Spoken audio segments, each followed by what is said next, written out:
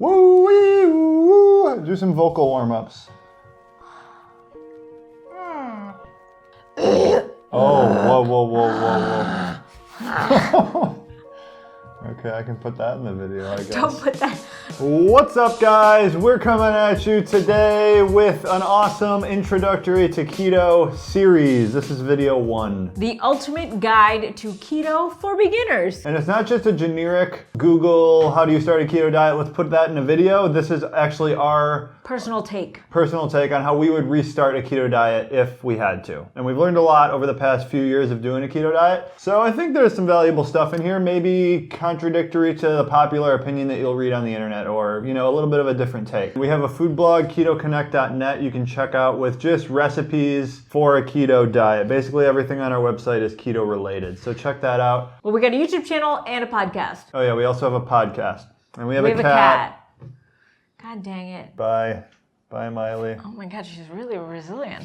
Let's talk about how to start a keto diet. The first thing has to be mindset, and you want to have a long-term mindset. It's not a quick fix. Nothing's a quick fix. All of this is like a long reparative process. Focus on you. Compare yourself to your yesterday. What is keto? Just real quick, you can find this information on the internet and stuff. It's a specific macronutrient ratio that puts your body into a state of ketosis, meaning that you're using ketones for fuel, fat for fuel, instead of using carbs or glucose for fuel. A very important step before starting is to definitely do some independent research by yourself, because you want to be confident that you're doing what you feel is right. You're not just like hopping on some trend. Why? Yeah, you want to know a little bit of the mechanisms at play behind the scenes. Also, people are going to question what you're doing, family, friends. A lot of people reach out to us. There's a lot of pressures out there, but understanding what keto is and how good it makes you feel will just motivate you to continue to do it, and also give you a reason to tell your family and friends that this works for you,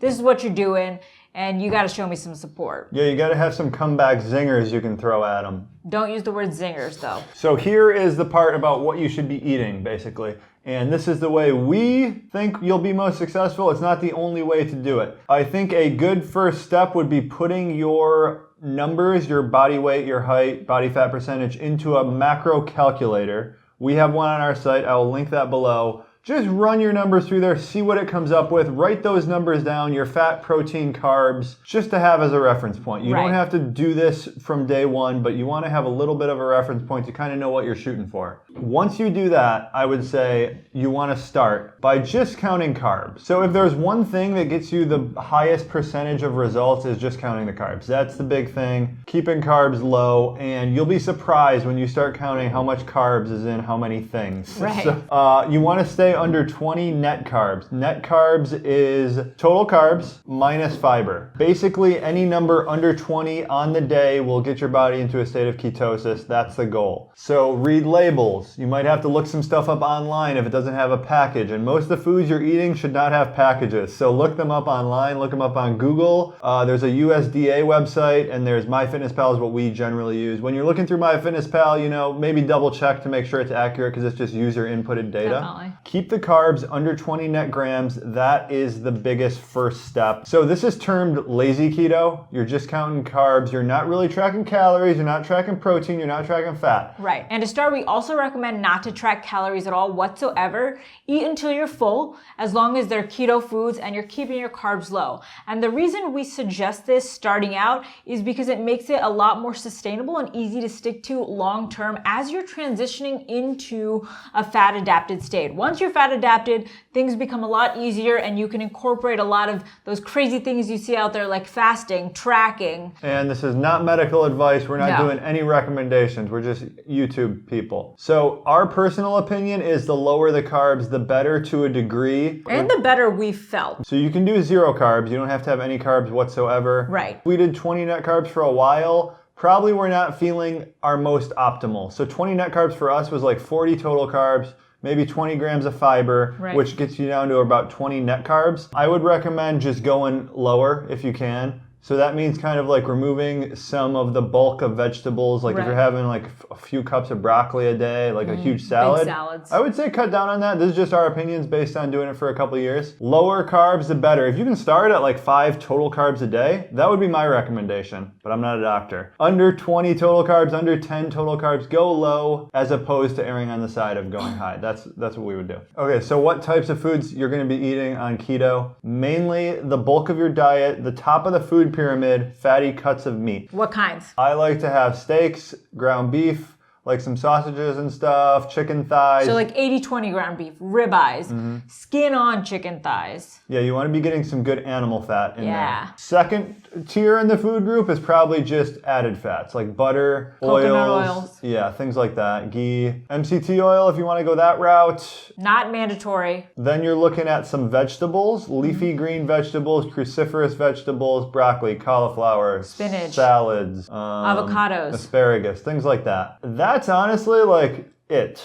For me, if you really want to be optimal, that's it. But if you want to start adding in some other stuff, then you got like a little bit of berries if you want to do that. You got nuts if you want to do that. You can do some cheese. That's probably the third tier down, more of the optional stuff. The last tier would be like the packaged keto products. Quest bars. Things like that, which, you know, obviously not ideal, but if you're transitioning, if you need something on the go, Totally it's an option. cool. The reason we like to keep it as simple as possible, just with the whole foods we talked about at the top of the pyramid, is not only is it just easier to stick to a keto diet day to day, especially when starting, but it's also really budget friendly. So like if you're feeding a big family or you're on a college budget, when you're getting thighs or ground beef in bulk and maybe even freezing it, then you're better off in terms of what you're spending to the nutrition and the fat and the calories you're getting in. So snacking is a big part of the American diet. We haven't even cut snacks out completely. And when you're it's a fun word to say, isn't it? Don't you sound like a child when you say snacks? Snacks. Can I get a snack?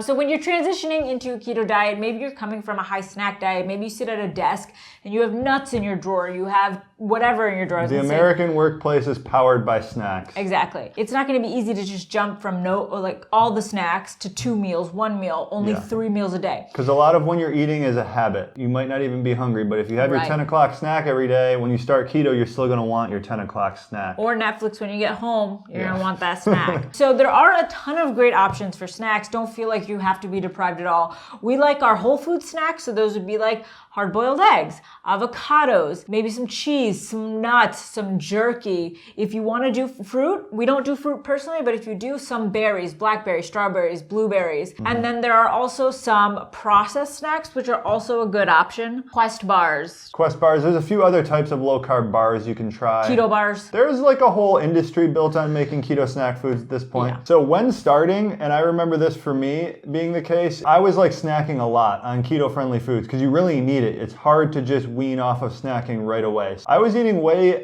more calories than I needed because when you start eating nuts, string cheese, things like that, the calories really add up quickly. If you're in this for the long term, that's fine. Like, you know, get through it whatever way you need to. Just remember that this is a short-term investment in your long term. Right. So like you're going to be eating 3,500 calories a day of nuts. It's not good, but that's what you got to do to get through this like sugar addiction and the carb addiction. I think a huge tip is to have some really sound go-to meals that you can just whip up. You kind of know what the macros are. You don't have to think too much about it. Some good examples for me is like eggs, bacon, avocado, breakfast. Bulletproof coffee I have a lot, which is basically just fat blended into a coffee, butter, MCT oil, coconut oil, things like that. We have steaks with maybe a little side of veggies, broccoli, asparagus, chicken thighs. Sometimes we'll even just buy a rotisserie chicken if we need something quick. And then for like fun things, you could do like egg roll in a bowl. That's like because it has an Asian flair. There's always a substitute out there. Pinterest, our food blog, tons of different food blogs. So if you're craving something, it's definitely out there in a low carb, ketogenic friendly form. And then something you may want to explore is having a few takeout options. If you're someone who doesn't have a lot of time to cook, travels a lot, having good takeout options is great. So like we have a barbecue place we get every couple weeks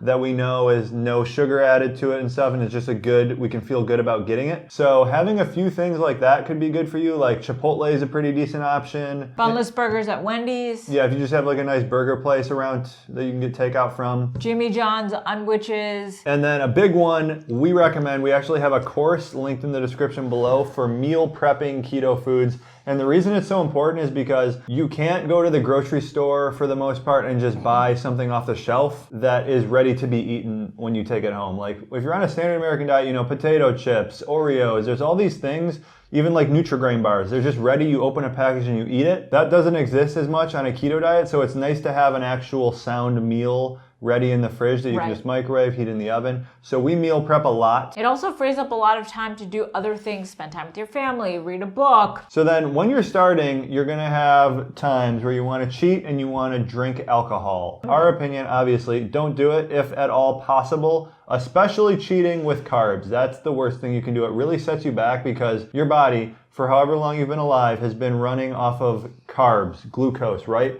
So now you're committing to this new diet and you're trying to really change it from what it's been doing its entire existence. Right. When you're doing something solid for a couple weeks, a month, and then you go back to your old ways, think of it like, you know, smoking a cigarette. If you are a month clean and then you smoke a cigarette again, it kind of sets you back on. You're gonna have to like conquer those cravings again. If at all possible, don't cheat. What we like to do is have calorie cheats, not carb cheats. So that will just keep you on your way to becoming fat adapted much better. So like order Buffalo Wild Wings, get like 30 wings. Go crazy. Go crazy. If we are in the mood to really indulge a little bit. Right. So there's like more sensible options for living it up without totally ruining your diet. And then as far as drinking goes, there are a lot of options. There are low carb beers.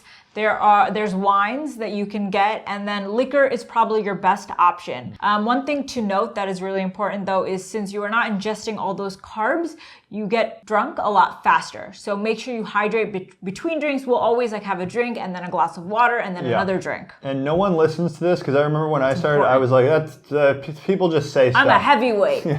But this actually happens, so heed this message. You will get drunk twice or 3 times as fast. Right, so be careful. And the next day will not be fun. There's a lot of people who drink like a couple glasses of wine with dinner or something. That's gonna really like inhibit your progress. I would agree. Try to keep it to like once a week if you can. Obviously, the less, the better. Last thing is electrolytes, and this is really crucial. This is another thing that everyone says, but maybe when you're first starting, you think it's not gonna affect you. It's gonna affect you. Yeah. You need sodium, potassium, magnesium. I'd say sodium is probably the most important. You just have to add salt to everything, your food. I add some to my drinks, my coffee, my pre-workout. You can even just like sprinkle some in your mouth at certain times if you're feeling low energy, and especially when you're first starting. You'll get headaches and stuff if you're low sodium. Potassium you can mostly get from food if you're eating avocados and spinach. It's pretty easy to get from diet, but you may need to supplement if you're a person who doesn't eat a lot of veggies and stuff. Look for potassium citrate powders, or there's Morton's light salt. And then the thing you're probably going to need to supplement, regardless of how sound your keto diet is magnesium. And we'll link a good magnesium supplement below. I like to take it before bed. Helps you sleep a little bit. So electrolytes get less and less important as you progress, in my experience. When you're first starting, you really need to supplement hard. You also get better at just like making sure you feel good. So to really reduce it down to the simplest elements, tomorrow, if you're starting keto, you're going to have a few choices. Basically, at your meals, decide to eat keto foods. That's really it. And by keto foods, for you starting, it might just be counting the carbs. When you do that, you're probably going to be a little bit lower on fat, a little bit higher on protein. You'll figure that out over time just by trying to feel better. And also focusing on that long-term mindset. So if you don't get it exactly right tomorrow, the next day, you the learned next a lesson. day. This is all, you get better and better at it. Exactly. So don't be hard on yourself. This is an exciting new process you're about to start. So embrace it. Come back tomorrow for video 2. What if they want to watch video 2 right now? Is that even possible? Well, we are putting our videos on a new platform. It's called Steam It. We're posting the videos there one day before we post them on YouTube. So you can watch video 2 in this series right now. If you go to Steam It, it's going to be linked in the description. We're still going to post to YouTube, but we like Steam It because there is no giant conglomerate in the middle of us and you censoring us and demonetizing, things like that. It's just a more pure transaction of us getting our message to you without someone in the middle. Right, cool. Oh, and I guess a cool thing is There's no ads or anything, and Right. you actually get paid for contributing to the platform, not only by creating videos, but actually by leaving comments. So if you leave an awesome comment, maybe if you like make fun of us even and everyone likes it, you get paid for that. Please let us know what you think, and if you have any questions, comment below. See you tomorrow.